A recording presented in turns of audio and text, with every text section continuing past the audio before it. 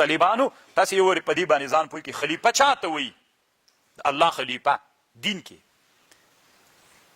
خلافت طالبانو تعریف دا د خلافت عن صاحب الشرع في حراسة الدين وسياسة الدنيا به تاسې طالبانو دا زده کوئ د اسلامي حکومت تعریف شي سیاست الدین نه حراسة الدین وسیاسة الدنیا به دا د اسلامي حکومت تعریف ته دا زده کوئ چا به درنه پوښتنه کړي د اسلامي نظام ښه تعریف یې راته وکړه د اسلامي حکومت تعریف دا ده حراسة الدین ګوره طالبانو دنیا کې د هر چا خپلې خپلې هغه دي د جمهوریت ځان ته تعریف ده د سیکولریزم ځان ته تعریف ده د شاهي خاندان ځان ته تعریف ده یو ملک د یو خلافت ته طالبانو د ملک د خلافت په مابین کې فرق دا ده ګوري ملک هغه حکومت ته ویل کېږي چې د انسانانو منافع د عقل په مقتضا باندې څوکه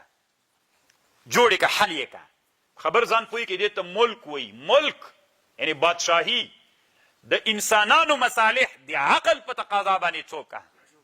ستی دې ته جمهوریت وایي فلان و فلان طالبانو یو خلافت ده خلافت امارت دولت اسلامی هغه دې ته ویل کېږي چې د الله دین ساتنه حراسة الدین ته به د الله دین ساتي وسیاست الدنیا به د دنیا سیاست حکومت ته نه طالبانو دا معنا نه چې جومات کې مولي صاحب ناست ولې تسبیح راواخله یو الله دوه الله درې الله حکومت سره سیاست غواړي بهرنی سیاست غواړي د ملت سره سیاست غواړي اقتصادي سیاست غواړي بهرنی سیاست غواړي ډیپلوماسي اصول لري ټول شیان به کوي نو ته اصل مقصد به په اسلامي نظام کې څوک وي حراسة الدین دین به څنګه کوي وسیاست الدنیا دا دنیوي سیاست به په چا باندې کوي په دین باندې وسیاست الدنیا به په دې چا باندې په دین باندې دا د اسلامي حکومت تعریف ته طالبان اوس مثلا ته چې کله قشتیپه جوړوي دا طالبانو سیاست ته دا دنیوي سیاست ته دا دنیوي سیاست به چا ته وراچي دین ته د دین د اصولو مطابق به یې جوړوي د هغې مطابق به یې تقسیموي د هغې مطابق به یې بیا هغه خراج او هغه عشرونه راټولوي چې به د بیت المال خزانې ته راځي د بیت المال خزانه به پرې غني کېږي دا غنا به همداسې ډېرېږي پسې ډېرېږي وهلو مجرن نو طالبانو خلیفت چې سو دا د الله څوک سو دا د الله نایب سو د الله په مځکه باندې د چا دین ده اسلام د الله دین ده الله یې د چا په واسطه باندې ساتي د خلیفه او د امیرالمؤمنینو د نایب په واسطه باندې حراسة الدین و سیاست الدنیا سیاست به په چا کوي د وزارت زراعت چې مخ ته بیایي دین اصولو ته به یې کوي وزارت خارجه چې مخ ته بیایي دین په اصولو به یې مخ ته بیایي وزارت داخله چې پولیس دی د چا په اصولو به یې مخ ته بیایي همداسې راځه طالبانو وزارت حج اوقاف د فلان د فلان دا به ټول طالبانو ځکه هغې کې هم وضعي قوانینو ته ضرورت ته که نه مثلا چې کافر ته ورځې او کافر چې دلته راځي دلته ډیپلوماسي اصول ورته وایي دغه اصول به طالبانو جوړوي که به یې نه جوړوي سړي مسې به څنګه ورکوې فرش به څنګه ورته ووارې میدان ته به څنګه ورځي څه به ورته وایې ورسره غږېږي به نه غږي چای به راوړي دا وضعي قوانین دي طالبان دغه وضعي قوانین د دوی مجلسونو ته به ورځي دغه وضعي قوانین چې ته جوړوې دا به هم د اسلام د دین په رڼا کې جوړوي حراسة الدین و سیاست الدنیا به دا د اسلامي حکومت تعریف ته طالبان لږ لنډ په دې خبر باندې بحث کوم طالبانو تاسې لږ بیا به طالبانو دا خلیفه تاسې څنګه مقرروي درې طریقې دي چې خلیفه به مقررې یو دا ده شورا د اهل حل و عقد شورا د اهل حل و عقد راسي مسلمانان امیر نه لري دی راجیک سي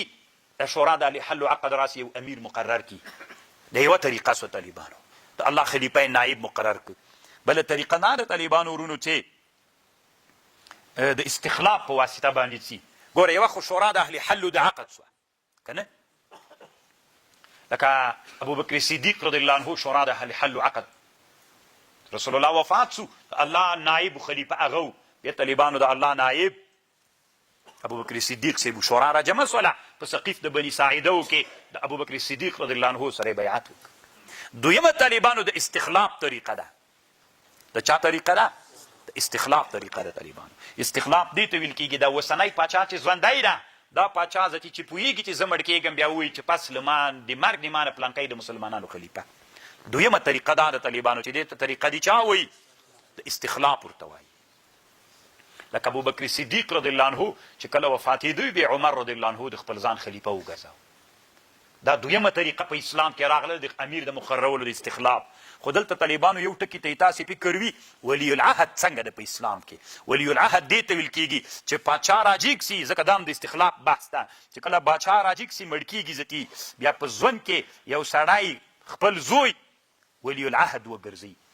داسې وایي چې زه مړ سوم پس له مرګه د ما نه به د ما زوی هغه وي. ګوره یو خو پردی سړی چې زه مړ سوم پلانی به هغه استخلاف ده. یو طالبانو ولی العهد، ولی العهد دا معنی چې د دې خاندان سړی وي، زوی وي، مسیح وي. دا ولی العهد څنګه ده؟ نو طالبانو علامه قلقشندي یو کتاب جوړ کړی ده، مآثر الانافه فی معالم الخلافه. په دې کتاب کې یوه خبر کړې ده، دلته یې لیکلي دي د اسلام په تاریخ کې اسلامي حکومتونو ته یو لویه ضربه چې رسولې دې رسولې چې پلار یې په ګدۍ د حکومت کې ناستلی ده. بیا طالبانو زوی خو بیا عیاش وي، ګورئ، ځکه چې د باچا زوی خو نو ضرور څوک وي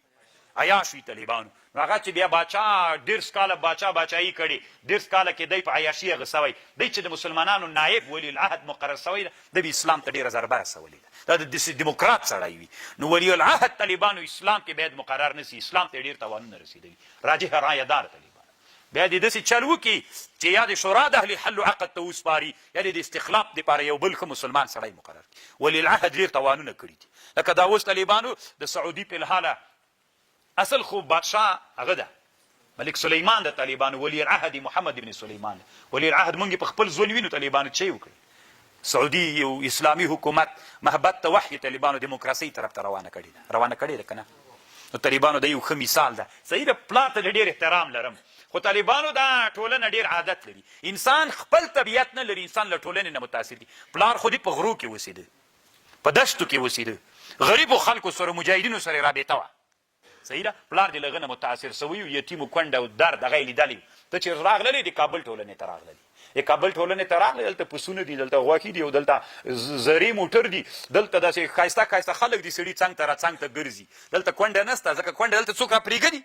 هغه غره کې هغه طالبانو اطرافونو کې وي، دلته داسې خان خلک وي، دلته غټې غوړې خبرې. دا 150 کلونو کې سړی له دغې ټولنې نه متاثر سي. چې متاثر سي نو دی طالبانو بس غوال خوند ورکوي، خوراک خوند ورکوي، موټر خوند ورکوي، پالنګ خوند ورکوي. چې لږ ګرمي سي دا ارکنډیشن ولګوه سړیه، او 20 رقم ته شامپوګانې په تشناب کې ایښي، هلته خو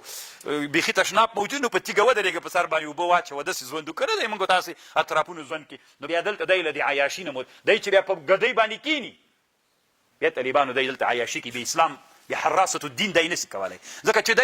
دی په 24 ساعتو کې په 18 رقم ته شامپو باندې ځان مینځي، دی بیا حراست الدین کوی سي. دا چې هلته لږ شړنګ جګ سي بیا دی وایي چې لکه سې لارې پکې، نو دی بیا کوشش کوي چې کافرانو سره هم لږ ملګرتیا ډېره کړي. اسلامي خلافت او اسلامي حکومت حراست الدین و سیاست الدنیا به. ټولنې طالبانو انسانان بدلوي. او درېیمه طریقه طالبانو هغه بیا شورا ده. یو خو شورا د اهل حل عقد په واسطه خلیفه راغی، استخلاف په واسطه راغی. درېیمه دا د طالبانو یو شورا جوړه کړي، مخکینی بادشاه راجیګ سي چې دی به وایي پس له مرګه د ما نه دغه سړی ته ما واک ورکړه، دی دې څوک خلیفه مقرر کړي، چې دې ته هم طالبانو شورا وه. لکه کله چې عمر رضی الله عنه زخمي سو، هغه ابولولو د مغیره ابن شعبه غلام چې و د سهار په مانځه کې بیا دی زخمي و، بیا شورا مقرره کړله. شورا چې مقرره کړله ورته یې چې په دغو کسانو کې یو نفر ته تعیین کړه، هر یو چې ته تعیینوي. بیا د شورا د 6 کسانو د 6 کسانو عبدالرحمن ابن عوف مشر. عبدالرحمن ابن عوف د عثمان او د علي رضی الله عنه د نور کوم کسان چې ول د دوی په اړه چې یو دنه د مسلمانانو خلیفه کې په مدینه منوره کې د غلام نه پوښتنه وکړه، د واړه نه د الک نه چې په چا راځي پټه طریقه باندې پوښتنه ترې وکړه. نو ټول طالبانو حضرت عثمان صاحب باندې مشوره راغله، بیا طالبانو بیعت اسلام د حضرت عثمان صاحب سره وکړه. دا طالبانو د الله نائب